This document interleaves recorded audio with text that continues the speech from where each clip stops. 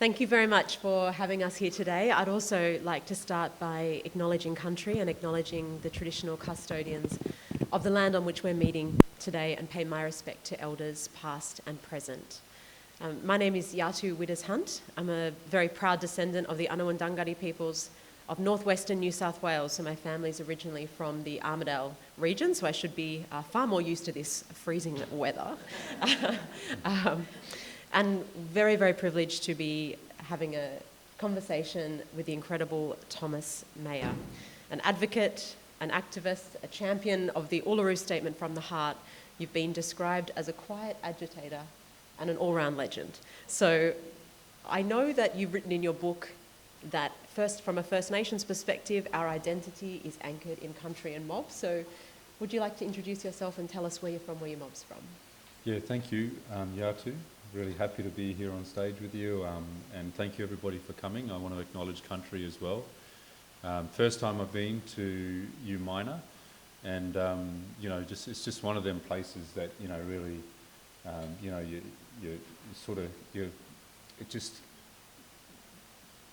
is stunning to see, and in acknowledging country, I just want to comment on what a beautiful place this is, and I think it's undeniable what a happy life the people, the traditional owners of these lands would have lived. The abundance and the peace and the beauty of this country. I am a Karareg Aboriginal man, so Karareg First Nation is for the islands that are closest to the mainland in the Torres Strait and identify as Aboriginal. And I am also Kalkagal, which is the central islands of the Torres Strait, and Erabumle, which is in the northeast islands. I'm born and bred on Larrakia country, and I've always lived there. I've got 5 kids, and I didn't expect to be so cold here, especially since I've just come from Tasmania. I've been in Tasmania all week, so I thought it'd be a bit warmer. You have had such an incredible career. You talked about, I guess, your very proud heritage. What were some of the influences that shaped you growing up? I remember reading the other week that I think one of your English teachers actually suggested that you become a writer. What were some of the big influences that shaped you as a young person? Yeah, I think that moment I didn't expect that to shape me, really. I did reasonably well at school. And in year 11, I got an A in English. And I remember the moment, we were doing a test where we had to do descriptive writing in a set amount of time. And it just sort of, I just worked out, all I need to do is write some really big words and, talk a bit of shit. And I get A's, this is good. But I didn't think that would be a moment that shaped me. I think what really shaped me the most is being a wharfie, besides my culture and growing up hunting and enjoying fishing and all that sort of stuff, and practicing island dancing. But the wharf shaped me the most politically, which is really what my work is political, because I was a very quiet fellow. I haven't heard that description. What did you say? A quiet agitator. Quiet agitator, yeah. I was very quiet. People thought I was mute. I was so quiet. I hardly said anything. But on the wharf, I was on the wharf in 1998 when the Patrick's dispute happened, and my family. We were talking earlier. Yatu's family were quite political and involved in the land rights struggle and everything. My family weren't. They were, just sort of my father's attitude, which I write about in Dear Son, was just, get on with it and just make a life.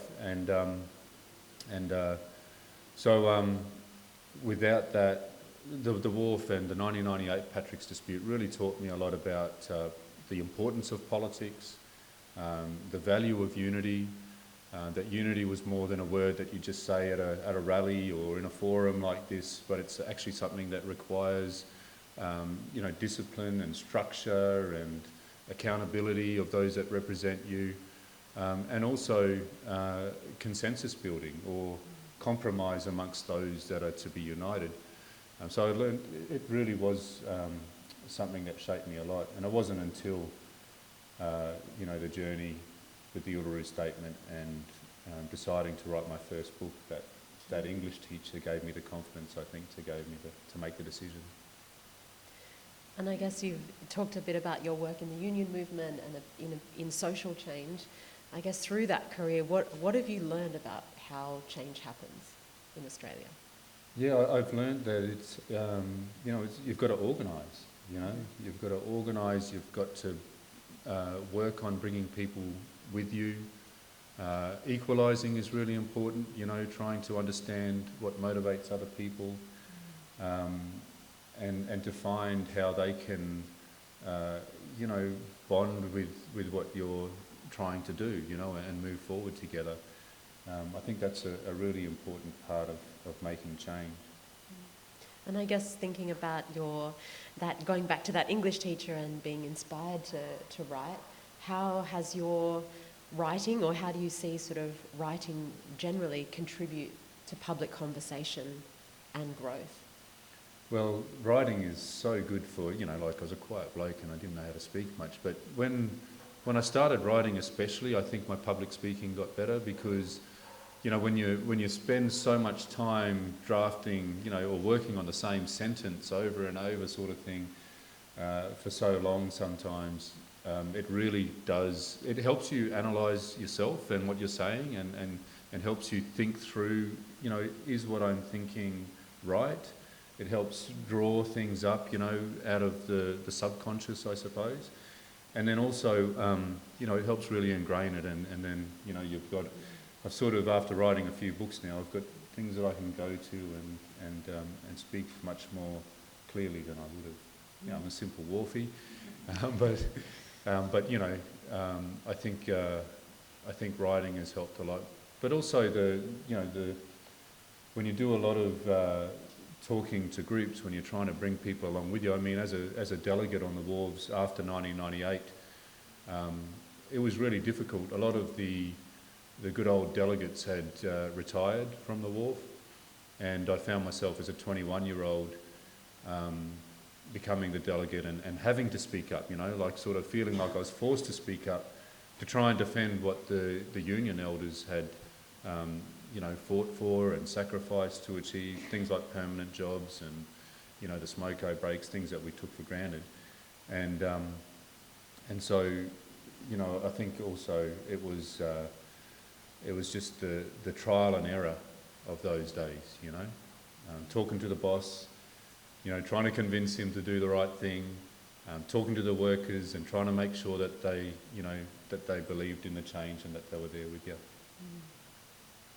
And I guess you mentioned the sort of the wharves as being a really critical time in your life to shape your commitment and passion to social change. You write in the book From the Heart about this determination. I think you referenced a rugby league game at one point that actually spurred you on to build this quiet determination. What were some of the key experiences that I guess have motivated you to keep engaged and involved in pursuing better outcomes? I think, I've thought about this. What makes me go and do all this crazy work that has me away from my family for so long and everything? I think it's just a sense, empathy. I think my empathy for others is strong, and I just can't stand injustice, and that's what has always motivated me to take that extra step all the way along.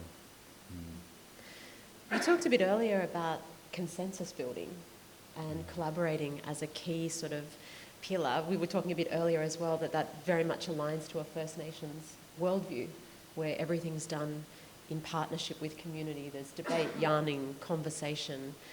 How has that been a feature, and what role do you think that sort of collaborative decision-making can play in shaping all kinds of issues for a better Australia?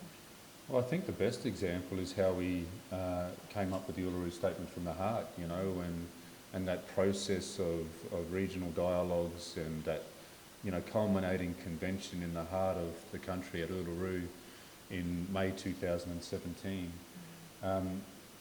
It goes to the power of consensus, It's something that I understood going to Uluru, being elected from the Darwin Dialogue to participate in that convention, that I knew I had been involved in organising the rallies and the protests and the different actions that we did when really harmful decisions were being made about our people.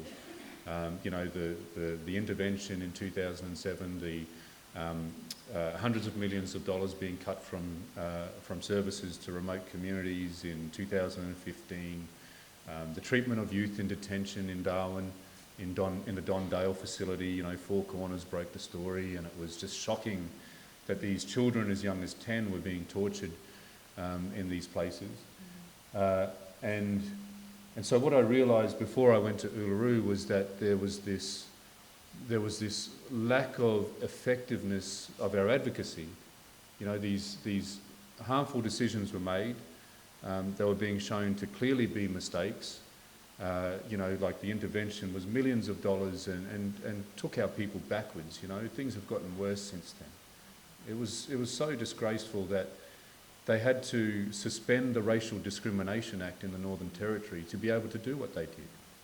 You couldn't get more blatant racism, really. And so when we organise these rallies and protests, you know, when the anger is fresh from these decisions, many people turn out, you know, lots of allies come and march on the streets with us, but it's always a diminishing number of people that you can motivate to keep coming and to keep turning out. And the government also had ways of diminishing that in announcing an inquiry or a royal commission at best that would take years, and then the recommendations wouldn't be implemented.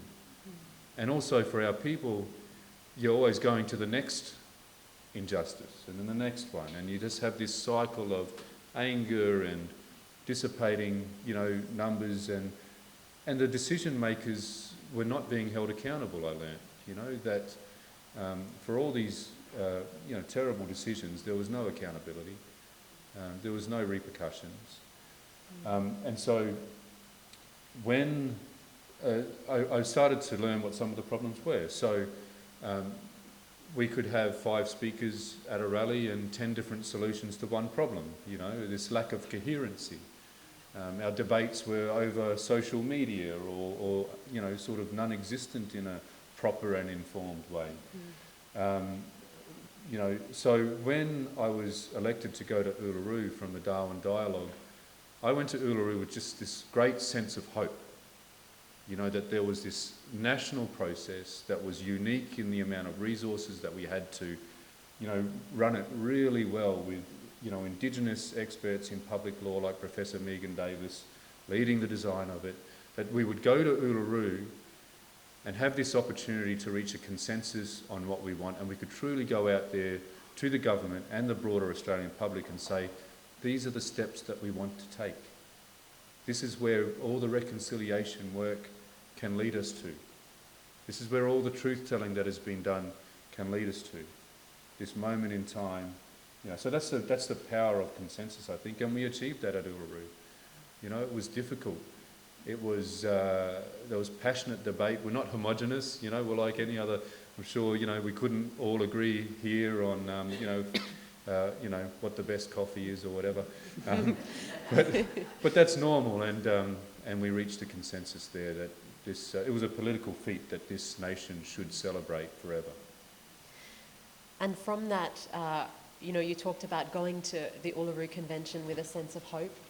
Do you have that sense of hope now? Obviously, we're living in a particularly exciting time. We've had a change of government in Australia. The first statement the new Prime Minister made, in addition to an acknowledgement of country, was a commitment to implementing the Uluru Statement in full and to holding a referendum in the first term of the new government. How does that resonate with you? Do you have an increased sense of hope for the future? Oh, I'm so excited, I tell you. It's been a long road, you know, like, well, 5 years, you know, we've been, the Uluru Statement has been ignored by the powers that be, almost immediately dismissed by the Malcolm Turnbull government, which was, you know, a really disrespectful way that it was dismissed as well. It wasn't, there was no consultation with Indigenous leaders. There was an Indigenous Advisory Council that the Prime Minister had appointed himself, and those Indigenous leaders weren't even consulted. They were as shocked as the rest of us when the announcement was made, and it was made by media leak. It wasn't there wasn't a press conference to, put this formal position that came later. It was really disgraceful, and so it was pretty lonely and I want to acknowledge that Yatu's partner was there at Uluru with us, the photographer. Many of the great photos in this book are by Jimmy, and it was pretty lonely in the beginning because you had Barnaby Joyce and Turnbull saying that it was the third chamber to Parliament, and which wasn't true. Of course, Indigenous people would love that power, right? To be able to veto legislation and have that sort of leverage, but we knew that that's not possible. We have an obligation to our people to propose what is achievable, yet strong and powerful. And so you had that, and then, we also had, because we're not a homogenous people, there was a handful of people that walked out at Uluru, around 20 of 270. And so you also had misinformation coming from that side, normal politics, trying to leverage their position by, exaggerating some things and all that. And without the resources to run a campaign or even to just go and tell people what had happened and why we had proposed those things, it was a lonely road for a while. But we didn't take no for an answer. And, I had the support of my union. I was entrusted with the Uluru Statement, the sacred canvas. It's 1.6 by 1.8 metres. And the union supported me to travel with the statement for 18 months straight, hardly went home, just trying to build a movement, trying to build understanding, to try and transfer that hope that we had from that moment onto the rest of Australia. And, now we are at a point where we are told by the present government that they're as committed as we are to have a referendum in the next 3 years. That's really exciting. It's a very exciting time. And I guess what inspired you to write about the Uluru Statement? What did you hope to achieve through that process? Yeah, so I ended up with the Uluru Statement just first because when we had endorsed the Uluru Statement from the heart on the third morning of the convention. Oh, really?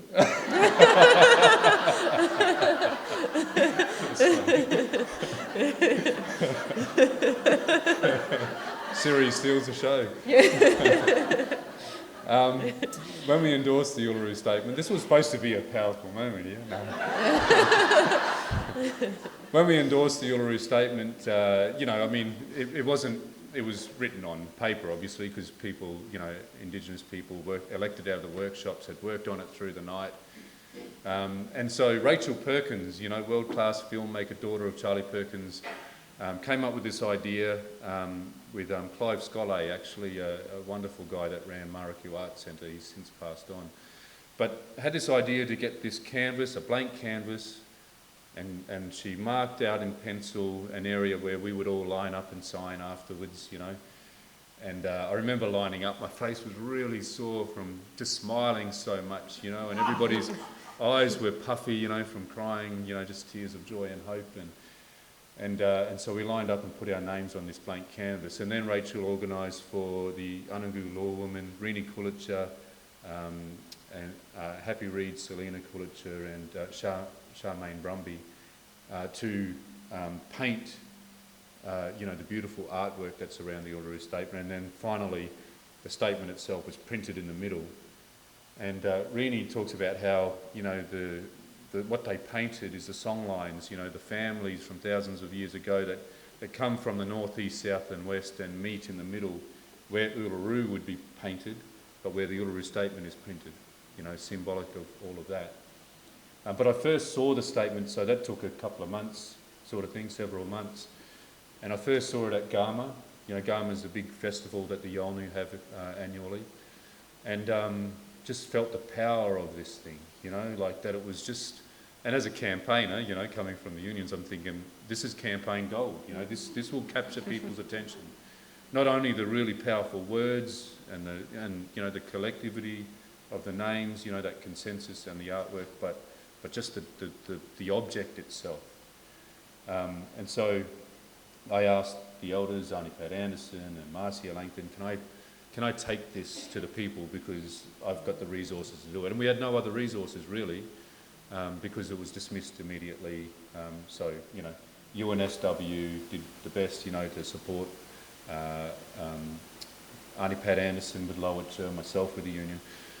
And so as I travelled around with it, after about 12 months of travelling the country with it, somewhat spontaneously at times, you know, I'd take it to a conference or something, and then someone would say, can you bring it here? And, you know, crisscross the country with it.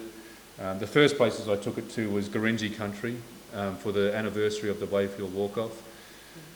But after travelling for 12 months with it and trying to think, how can I help get more momentum here, thought I've got these great photos, all of these great photos of people with the Uluru Statement. And I've met these wonderful Aboriginal and Torres Strait Islander people that had all these different ways of understanding the importance of a voice, you know, and a Makarrata Commission. And so I rang up Marcia Langton, who'd just written Welcome to Country, the first edition of that. And she said, yeah, it's a great idea to do this. And the original idea for this book was just photos and some very short interviews. And the publisher said to me, be happy if you can do 9 interviews, because I'd never done an interview before as the interviewer. And I'd never written much more than a newsletter and a letter given the boss a spray. But I ended up interviewing 20 people, and I wrote it in less than 6 months. And yeah, it was those people that inspired it and made it much easier. I think really importantly, you've also written a book about the Uluru Statement for children and acknowledging the role that children play in social change, but also, you know, obviously First Nations communities are very diverse, but generally we work very much on a consensus model and a family model, and the voices of children are respected and are important. You write in Dear Son about children seeing the world as it should be. Yeah, I wrote a little bit about that, just very short. I've got poetry in this book that I've written as well, and the only time I'd written poetry was, you know how you do when you're going through a breakup and that, and you write poetry to your mother and stuff like that. But I thought, you know, this is the book is an anthology of letters from fathers to sons and some of us sons to fathers, and I thought some poetry would really, help people to reflect in between the letters. But I wrote this about, how our children are important in decision making as well. Learn from your children. A child is curious about difference, not prejudiced, eager to learn rather than ignore. We can learn from the innocence of our children. And so when I had written this book, I had a couple of experiences that made me realise it was important to follow it up with a children's book.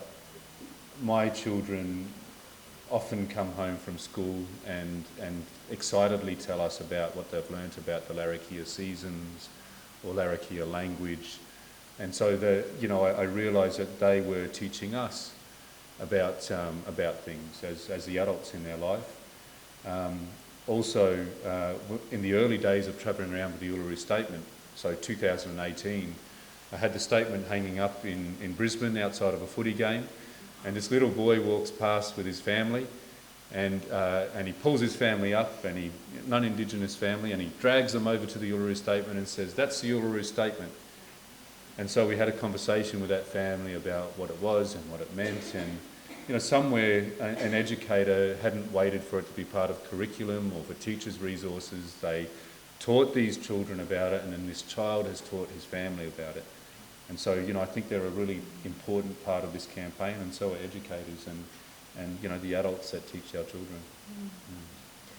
I know some of the incredible leaders in the movement for the Uluru Statement talk about the importance of yarning and about how that was so critical to the 1967 referendum as well, talking at the dinner table, talking in workplaces, talking in families, talking in peer groups as well. And children and young people, as you mentioned, play an incredibly critical role in that. What's the response been from children to the book?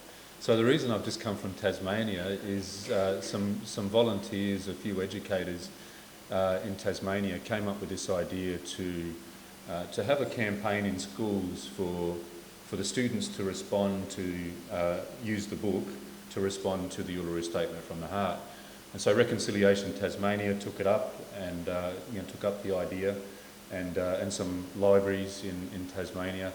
And there's just been some beautiful responses. I mean, children just get it. When you say, that, Aboriginal and Torres Strait Islander people should have a voice, they agree, it's just about fairness, and unifying and being proud of this culture that we should have began sharing, a long time ago.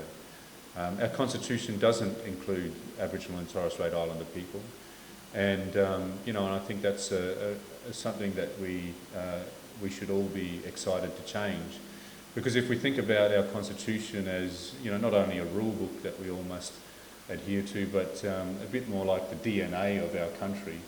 When we include Aboriginal and Torres Strait Islander people in a substantive way, then we share in over 60,000 years of culture, and what a wonderful thing that would be. It has been described as quite an unusual approach to law reform in Australia. The Uluru Statement is an invitation, a generous invitation, and a sign of friendship and a sign of peace. It is about 18 pages long, but if you read the first page, that is the invitation to all Australians, not the Australian Parliament. It speaks to everyone. And I guess in the spirit of that invitation, I'd like to invite you to recite the Uluru Statement. Thanks, Yatu. We gathered at the 2017 National Constitutional Convention, coming from all points of the southern sky, make this statement from the heart. Our Aboriginal and Torres Strait Islander tribes were the first sovereign nations of the Australian continent and its adjacent islands, and possessed it under our own laws and customs. This our ancestors did according to the reckoning of our culture from the creation, according to the common law from time immemorial, and according to science more than 60,000 years ago.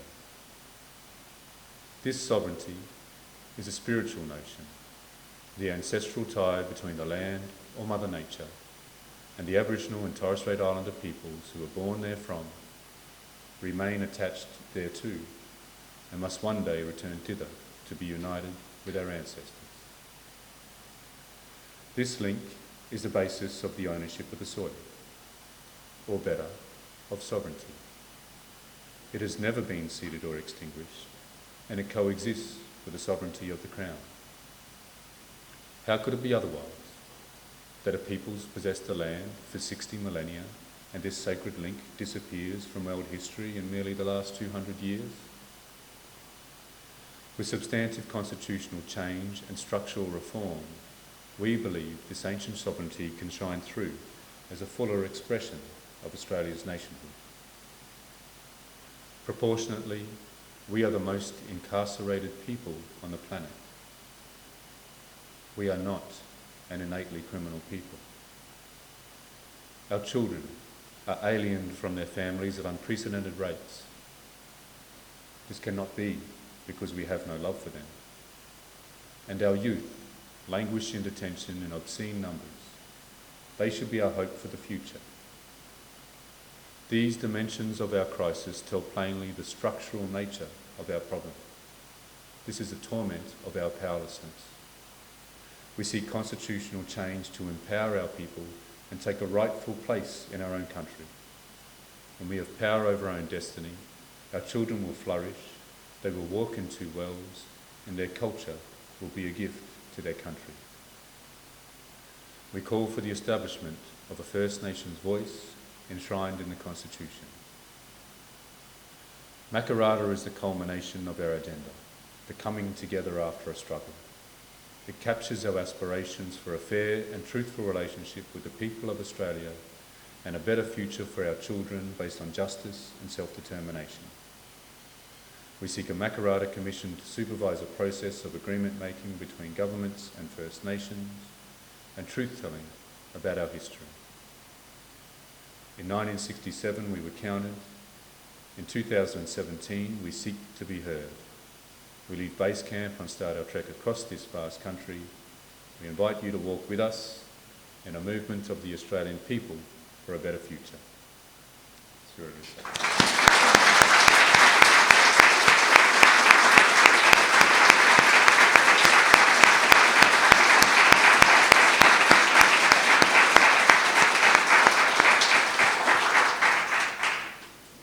Thank you. It's such a beautiful, poetic and generous invitation. And when we talk about the Uluru Statement from the heart, it's not just from the heart of the nation, it's from the heart of First Nations people. I guess, you reference it through all of your work, really. You involve lots of different First Nations voices to make those invitations and to gently reshape the narrative of modern Australia. Why is it so important to work collaboratively with community and to bring many voices to these beautiful processes? I think because of the power of it, obviously, that consensus, the Uluru Statement, though, it's a culmination of many lessons from the history of our struggle, right? It brings together a whole lot of lessons, and I'll just talk about a couple of them. That this is one of many statements and petitions that Indigenous people have put forward in this country. There was a petition in the 1930s, William Cooper, and the leaders of the time, a petition to the King that was dismissed and ignored. It called for a voice, it called for political representation. In 1963, the Yirrkala Bark petitions, the Yolngu people trying to protect their land from a mine, Nabalco mine, and again called for a voice. They wanted a committee, an interface with the Parliament to speak to their interests. And they took it to the Supreme Court to try and stop that mine from destroying sacred sites and hunting grounds, and lost. So again, dismissed. The 1972 Larrakia petition to the Queen, back where I'm from, again ignored, and again it called for a voice. The 1988 Barunga Statement. Barunga Statement, Bob Hawke was the Prime Minister. He actually travelled to Barunga. It's a tiny little Aboriginal community near Katherine in the Northern Territory, and he promised a national treaty and was not able to deliver. And in his final days in Parliament, he cried. There was tears of lament that he wasn't able to deliver on that. I think he genuinely wanted to achieve it. But he delivered on the promise of a voice, because the Barunga Statement again called for the Commonwealth to establish a representative body, and he delivered ATSIC. And ATSIC was passed through Parliament with the vehement opposition of the Howard government, Howard opposition. And then as soon as Howard won government, he went about destroying it. And so it was similar to what I saw as a wharfie. As a 20-year-old wharfie, there was all this media and parliamentarians were saying that wharfies are lazy and, there's criminal underground activities there, things that I knew were untrue. There was old machinery, there was, all sorts of problems on the wharf, sure. But this amplification of the problems that ATSIC was happening, like all human organisations, will have problems that need to be dealt with, problematic leaders need to be dealt with, the rules of the organisation needs to evolve, and none of that was allowed to happen. A review was done by a respected elder, Auntie Jackie Huggins, that never saw the light of day, and he silenced that voice with a simple majority in Parliament. And there's also a history of voices. So exactly what happened to ATSIC had happened to many of our representative bodies in the past. 1920s, the Australian Aboriginal Progressive Association, a Warramai wharfie, Warramai man, a wharfie, Fred Maynard led that. Silenced by the authorities that had the powers to steal their children, that had the powers to decide who we could marry, where we could live. All of those powers were used to intimidate those leaders until that voice was silenced. The Aboriginal Advancement League, the NAC, FCATSI, all the way through to ATSIC. As soon as we have a representative body that challenge those bad decisions that are being made, they move to silence it. And so we understand, you know, those are the lessons that go into the call for a constitutionally enshrined voice. Because we know that if we are going to establish a representative body which is consistent with our representative democracy, then we need to protect it. As only 3% of the population, we need the Australian people to protect it in the Constitution. And then it can speak unapologetically, you know, and it can start to close the gap. The Closing the Gap report, the first recommendation, the latest Closing the Gap report recommends that we constitutionally enshrine a First Nations voice. We know that that's the way to start to close the gap, and it's what's missing. I've gone off topic and I tend to ramble on a bit. That was great background because there's so much context, and if you think about, we've just had Reconciliation Week, we talk about be brave, make change. You know, you've talked about this isn't, the dialogues were a 2-year process. The movements have been much, much longer than that. There have been countless inquiries, conversations, attempts to ensure our rightful place in Australia, and it's very exciting that now is a time where we can mobilise and walk together into a more inclusive nation. I guess you also referenced some of the importance of narrative building and storytelling. There's a lot said about us. There's characterisation of First Nations peoples that have often historically been used as a way to discredit our voice and discredit our agenda. Your beautiful book, Dear Son, challenges some of that narrative building and talks from a strengths-based approach about Indigenous masculinity and fatherhood. I'd love to invite you to read part of the introduction to set the scene for a conversation about this lovely work. Yeah, thank you, Yatu. This is my latest book that I've written, and in between Finding the Heart of the Nation and the children's book is Freedom Day, which is about the Gurindji Wayfield walk-off. It's about how the Gurindji people understand the need for a voice, that that historic and iconic moment when Gough Whitlam handed back some land after a 8-year-long strike, and struggle for land rights and equal pay. Land was won back, but then they didn't have enough influence over the decisions being made all the way in Canberra about how they could live on their land, and how they could enjoy their land. So, and then this book is my first sort of departure away from things about the Uluru Statement, and I'll read you the introduction just to help you understand why I wrote it. I title the introduction Celebrating First Nations Men, an Act of Defiance. When First Nations men love ourselves, we are better able to love our families and communities. Yet loving ourselves is an act of defiance. Since the beginning of the European invasion of our homes on the Australian continent and adjacent islands, colonial institutions have been teaching my people to hate who we are.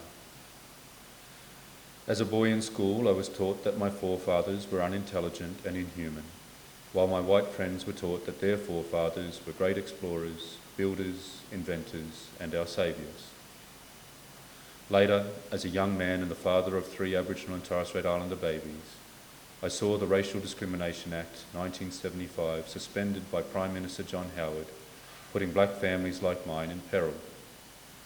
With blatant discrimination made legal once again, Howard imposed the 2007 Northern Territory National Emergency Response, or as others called it, the intervention. As part of the intervention's measures, Aboriginal community leaders were disempowered, with all manner of hard-fought-for rights for self-determination removed. At the border of each of their communities, large signs declared that pornography and alcohol were banned. The Australian Army was mobilised to enforce the emergency measures, and the country silently watched on. Pedophilia, child neglect, substance abuse and domestic violence were broadcast as Aboriginal problems. Never mind the effects of colonisation and prejudice. Never mind that gender-based violence is prevalent across the entirety of society, and as we have learnt, rife in the very parliament where these decisions were made. Indigenous men Australia-wide felt the stare of suspicious eyes, as many people believed that our children needed special protection from their own race, especially from their fathers. these attitudes were all based on lies. And as a middle-aged father of 5 children, I saw a cartoon in a major newspaper, The Australian, that reinforced the negative stereotype about my capacity to be a dad. It depicted an Indigenous man, beer in hand, indifferently facing a police officer who held a black boy by the scruff of the neck. It implied that the man was the father of the boy, and because he was Indigenous, he did not know his son's name, nor did he care for him. The cartoon continued the lessons taught to boys in schools. It reinforced the prejudice against me. Indeed, the cartoon was blatantly racist.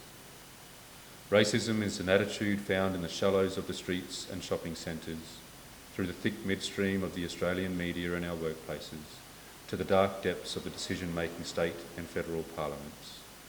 It is against this tide of ignorance that First Nations men defy racism to love and care for ourselves and our families.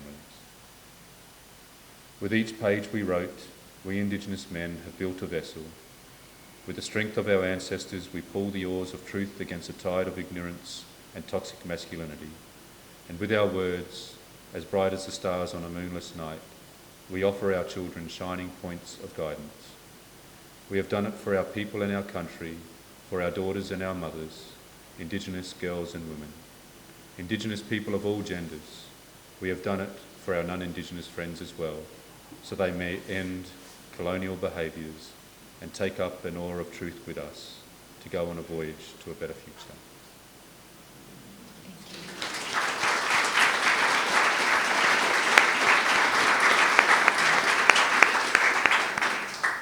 Thank you so much for sharing that, and it is a beautiful book with letters from some incredible Indigenous men and fathers like Stan Grant, like Douglas, yourself.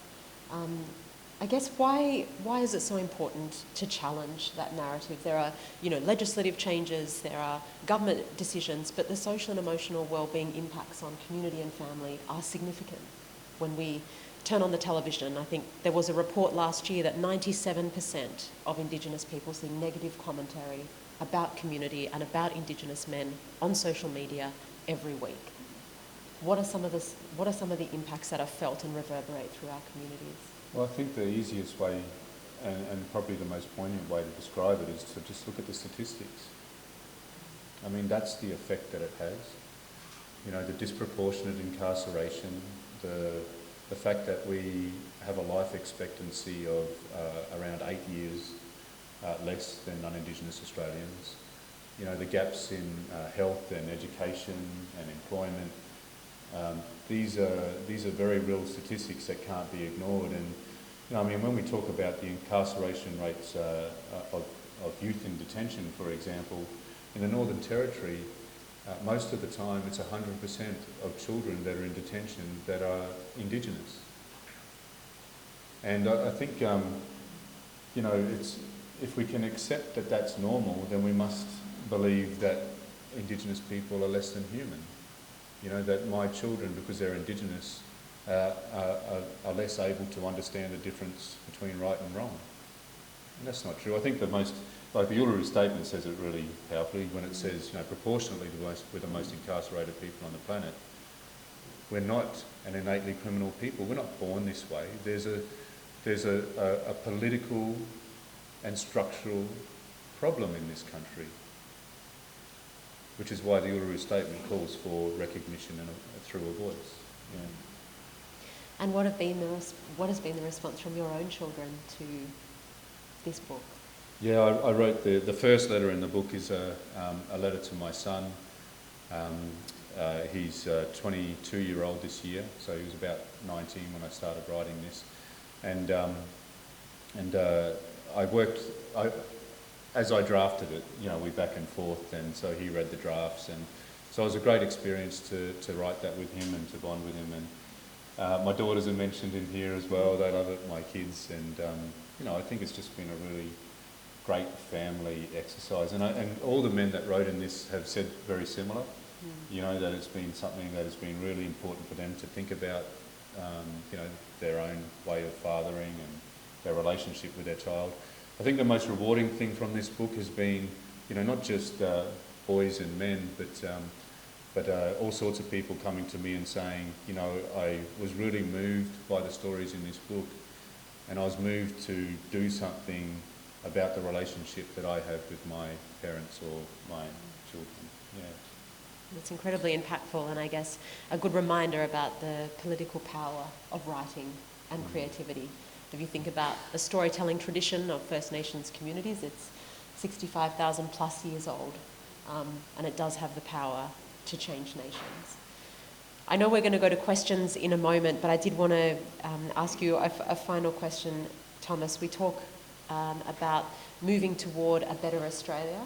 I guess, what, in your view, what are some of the key things that we can all do, aside from voting yes in the upcoming referendum, to contribute to a more inclusive and a better Australia? Oh, I love that question as an organiser. Look, I'm going to focus right in on what's ahead of us. We have a government committed to holding a referendum, so I'm going to talk about that. We need to mobilise, you know. The Central Coast is going to need to vote yes when that time comes. We need to win a double majority, so to pass referenda in this country is difficult. Only 8 out of 44 have been successful, but the most successful was the one that counted us as Australian citizens in 1967. Over 90% voted yes. So we are going to need to start organising.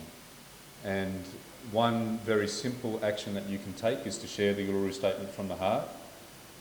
Ask people to read it, whether it's in your workplace or in your book club or your sporting, whatever way you can reach people that may not hear it otherwise. Ask them to read the Uluru Statement. Read it before a meeting. Because we know that as people, remember we started with no resources, with nothing, the polling has shown a steady rise of the Australian people that say they will vote yes in a referendum. It's up to almost 60%, okay? But that has risen, in parallel with the numbers of people that say that they have learnt a bit about the Uluru Statement. And so that's a very powerful action. It can help move people to vote yes. There's shirts, with the logo. The Iconic sells them. The Uluru Dialogue, Uluru Statement, www.ulurustatement.org, I think it is. You can get shirts. And so this is a great conversation starter about it. I really want you to take what you've learned from me today and start to talk about it, okay? And your sons and your grandchildren, especially those that are going to be in voting age in the next couple of years, make sure they understand it and ask them to make sure that others understand it. We need to win. Double majority, so it's a majority of states and a majority of people overall. We can do it.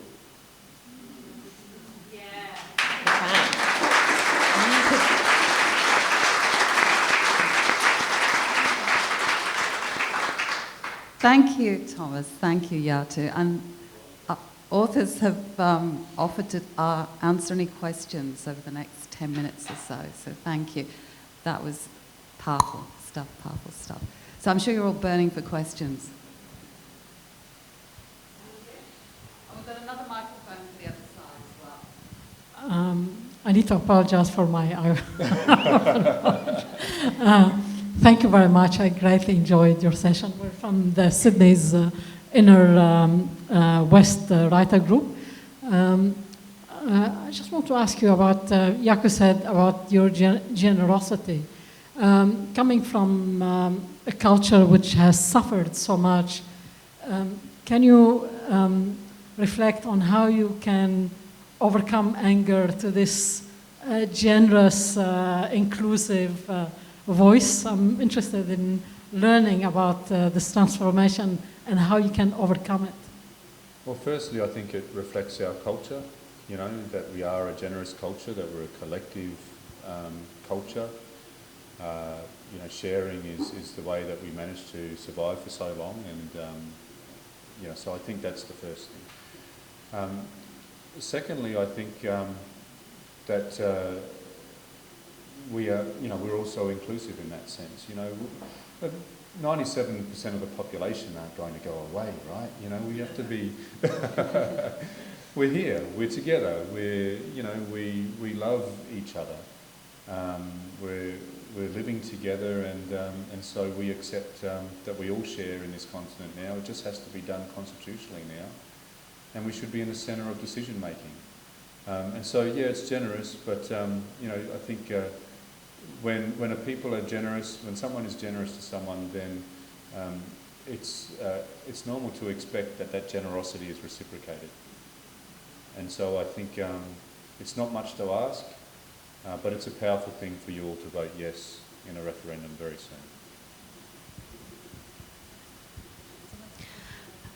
soon.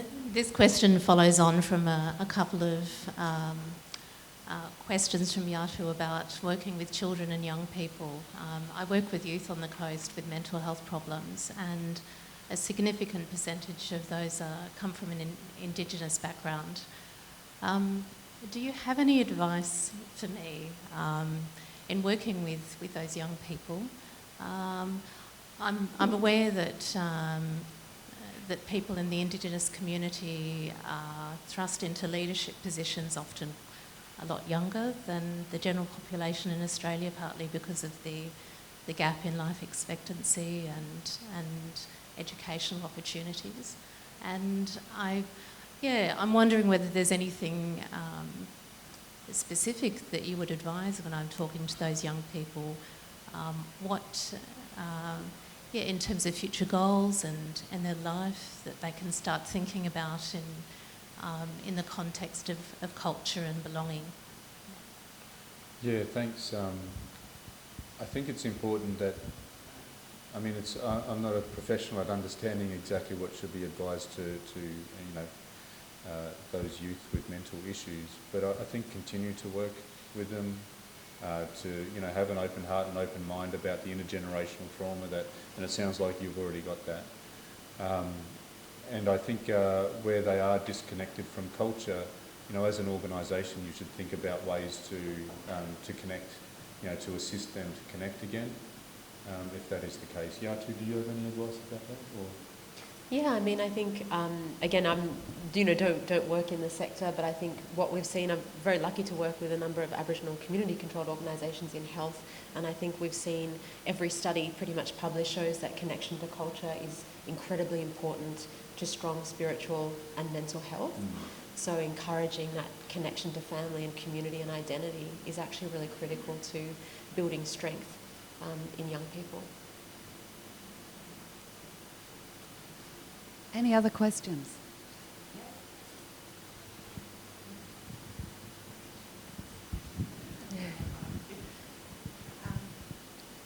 Thank you for your presentation, both of you today. Thomas, who amongst your First Nations people have been your greatest influences? Who is it that you look up to that we might know, and even that we don't know? Yeah. I think firstly my father and my uncles, you know, the uncles are very important in, you know, culturally for us growing up. They have a responsibility to their nephews, basically, you know, to be like a father, so they've been very important. My father, if you read the book, you know, he was a harsh man, you know, typical of that generation, and I think, you know, I think he's given me a humility and that quietness, I suppose. Maybe not the best way of giving it to me at times, but I appreciate that now, you know, and I think he was like that because, you know, he loved me like the world wouldn't, sort of thing, and he had to, you know, those lessons were important. I think Chicka Dixon, you know, he was an Aboriginal wharfie in Sydney, you know, an activist. You know, he's a great person that I've looked to and learnt from as well. So if you don't know much about Chicka, look him up. He's a great person. Yeah, thank you. More questions? Thank you, Yatu and Thomas, for such a great presentation. I think my question is, I'm really excited about this new government and where this is going to go, but I'm really interested in I mean, clearly, Thomas, your work isn't done. What are you going to do from now on this next year to, I guess, promote your campaign? Well, if the coalition had have won, I was going to cry for a while, and then I was going to go on a long holiday and write a travel book. But I've since told the publisher, since a government that has listened got in, I've told my publisher, put that off for a couple of years. So, no, I'm just going to be working very hard to continue to get this message out to the people so that they can get the message out to their networks that we need to vote yes. That's purely my focus now. And then beyond that, I'm not looking beyond that really. I've got no ambition to go into politics. I'm happy being a union official. And I'd love to write more, actually. That is something I want to do. Yeah, thank you. Sorry to be political, Thank- but can I just ask, if any of us wish to be in some way activists, who do we write to in part in this current government? I love that question. So, at the moment, I would say let's put our focus into trying to influence the coalition. Dutton, as don't lose hope in the possibility of that. I think if we bombard them, there's a chance, okay, a slight chance. So that is where I would like you to focus on, any local members that are part of the coalition, and in particular Dutton and Jacinta Price, who I think they've said is their spokesperson for it. Mobilise masses of letters to them. All of your friends and family, they need to hear that the Australian people want this and they should give bipartisan support. I'll say a little bit more on that though. I'm really happy that Minister Burney has said that the hand is out for bipartisanship, but it's not going to be held out forever. We cannot wait for those that don't want progress on this. We can win this without bipartisan support. I know most people who understand the way referenda have gone in this country would say that that's going to make it impossible because, that is the history of referenda. Bipartisanship has been important. But experts on referenda have said that each referendum on its merits, at its time, and it's been a long time between referenda, 99 was the last one. So I'm really pleased that we can to hear that, and I believe we can win it without Dutton. But for now, let's focus on them. Let's get into them and say you've got to support this. Yes, Bernie and Minister Dodson as well, who's the emissary, I think it is, for the referendum, are already in discussions with Indigenous leaders. I imagine normal in process that a committee will be established to finalise that work and make recommendations to the government on the question. And I should talk a little bit about this. The question needs to be really simple. The amendment to the Constitution is minor as well. It's just that there will be a voice, that the representative body's advice will not be justiciable, so not a third chamber to Parliament, and that it will be able to provide advice to the Parliament. The rest of the detail about how, the model, how representatives are chosen, what the regions are, all of that sort of detail is legislated. And so another piece of work is how much detail is strategically best to put at the front end of a referendum. Because if you have too much detail, like in 99, it can sink it. But people still want to know what it's going to look like, so we've got to get that balance right. So that work is to come. Yeah. Thanks, Thomas. And I was just wondering, I do a lot of work in advocacy towards the Disability Royal Commission. There's that contrast between work that needs to be done from the bottom up and then work that comes from the top down. Sometimes they seem to be two different hands working in different directions. What do you really see as the role of getting those two hands to work together? Oh, that's very much the case right now. It's what I described, as both, as an activist on the street, this disconnection between the different ways that we advocate, because, there's activists on the streets, but there's those of us that knock on the doors of ministers, and try and do it the diplomatic way and have those sorts of conversations. And there's just not a lot of coordination right now. There's not this national ability to do that. Yeah, sorry, I had something else, but I forgot it now. Oh, sorry, our organisations are somewhat sensitive also to being political because they will get their funding cut. You know, there's always that concern. And so there's also a disconnection there. You know, when I was exploring what we can do better back in 2016, that was something that I worked out pretty quickly, because there were these, you know, land councils and stuff with great networks and, you know, some resources and all that sort of stuff.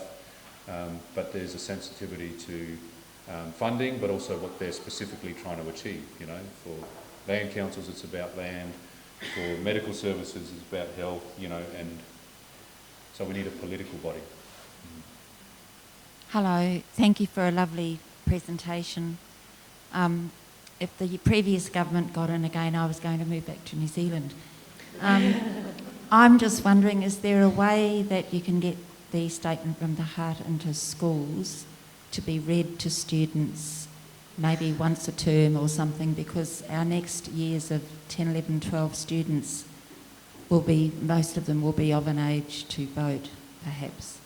Yeah, great question. I think the books are a great resource for taking into schools, you know, guiding conversation.